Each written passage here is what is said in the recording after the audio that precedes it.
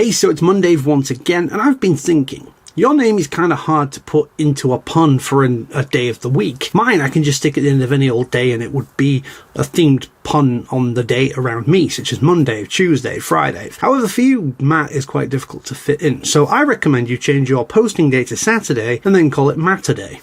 Would that work? It may work. So it's been a very hectic weekend here in the UK. We have had fuel shortages. By fuel, I mean gas. Gas as in petrol, diesel. And when I say shortages, I mean there wasn't really a shortage, but the media caused one. So one of the biggest oil and petroleum suppliers in the UK is called BP, British Petroleum. And they own a number of petrol forecourts in the country, or gas stations as you may know them. And they recently announced that due to a shortage of haulage drivers or lorry drivers, they were having trouble with supply. They weren't delivering as much fuel to their petrol stations? Petrol stations? What's a petrol station?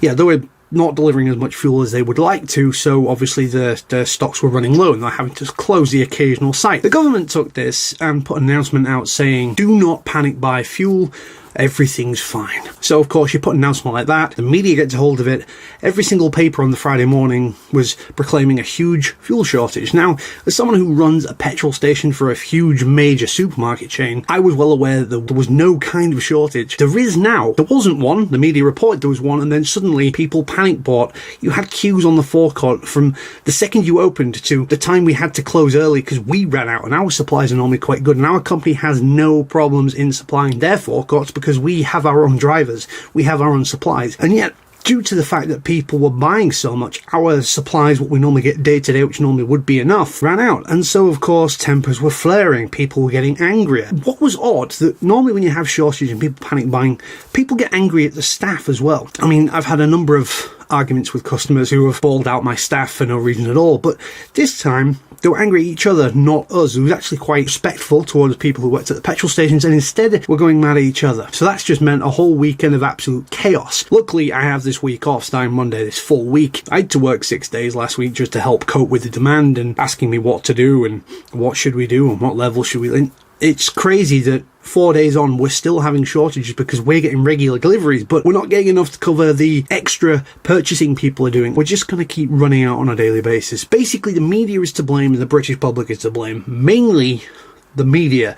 I guess the government, because if they hadn't said don't panic buy, then there wouldn't have been any media coverage. Possibly, I don't know. The British media is well known for being pretty useless, really, really one-sided, and a bit scummy. But despite mourning, I do look at this situation objectively and think it's amazing how one little thing can snowball into a huge thing that affects most of the country. Indeed, it's to the point where people can't fuel up to go to work, and this is like important key workers such as, you know, people in the health service and the police and the prisons and things like that. So that's what I've been dealing with. That's why my brain is still fogged up now. I'm still recovering, I think, because I've spent most today sleeping. Took a trip to the GPs this morning and then basically spent the rest of the day lounging around or just napping because that's all I feel like doing because I've just been that exhausted. So the one thing I want to take from this video is not me moaning about the British public in general and the media and the government. It's more just the concept of one thing small-ish, well, you know, relatively small scale, suddenly boom, you've got this huge